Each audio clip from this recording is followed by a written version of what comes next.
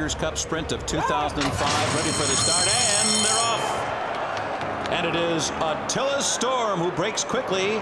Attila Storm in battle one, lost in the fog. Wildcat Air right there in the mix of it in the early going. On the far outside, Elusive Jazz. Silver Train is now 6 toward the rail. 3 lengths back. Gaija Star is now 7th on the outside. Taste of Paradise 8th toward the rail. Lifestyle near the back. Lion Tamer and Imperialism. 15 lengths from a battle up front, and a torrid battle it was. 22 flat. It's Attila Storm, battle one, and Lost in the Fog makes his move. There goes Lost in the Fog on the outside. 3 furlongs from the line, he got the lead. Wildcat Air fights on in between horses. Silver Train is 5th. Elusive Jazz 6th on the outside, and Taste of Paradise. Imperialism left with a lot to do. 10 lengths behind, and as they enter the stretch, it's the undefeated Lost in the Fog in front, but Attila Storm is battling him